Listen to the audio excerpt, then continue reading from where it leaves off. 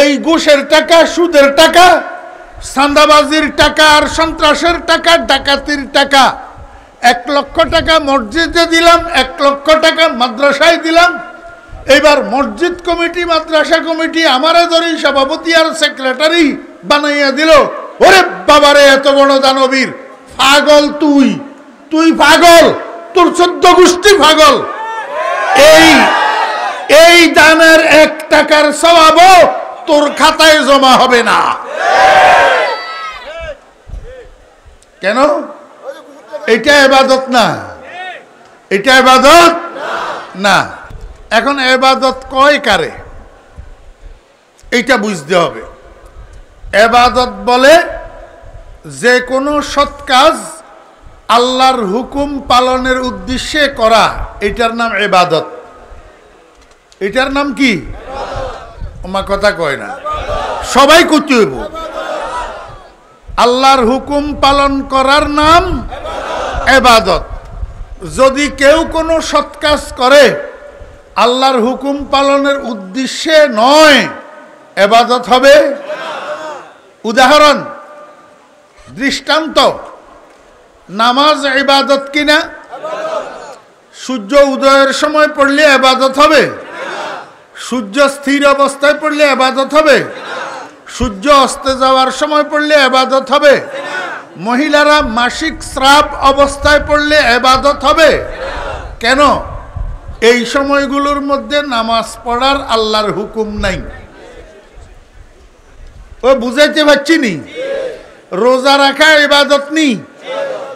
ঈদের দিন রোজা রাখলে ইবাদত হবে? কেন? আল্লাহর হুকুম। ওই যাকাত দেওয়া ইবাদত কি না? কথা কয় না? যাকাত দেওয়া ইবাদত নি? ওই চোরা টাকা,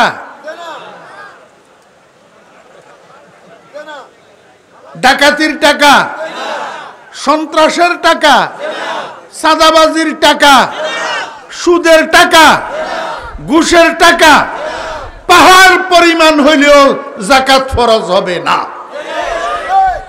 জি, কথা বুঝছেন না বুঝেন নাই? এখন তো আমাদের দেশে চলতেছে এইটা চলতেছে। অবৈধ পন্থায় টাকা রুজি করি, মসজিদে 1 লাখ, মাদ্রাসায় 1 লাখ।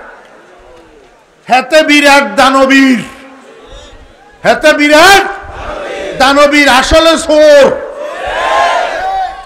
12 বাড়ি গৃহস্থ, 13 বাড়ি চোর। জায়গার নাম হারামখোর।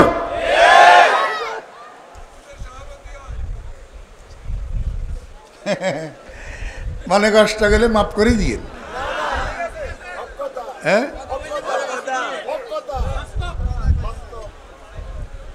ওই জিকির করা ইবাদত কিনা? জি, জিকির যদি এরকম হয়, কি রকম?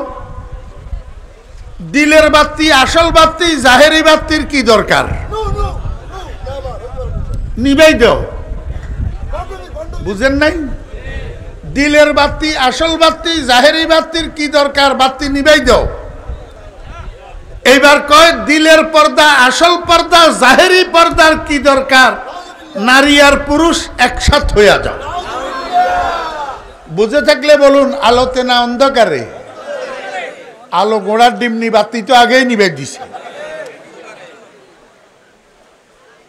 বুঝেন নাই?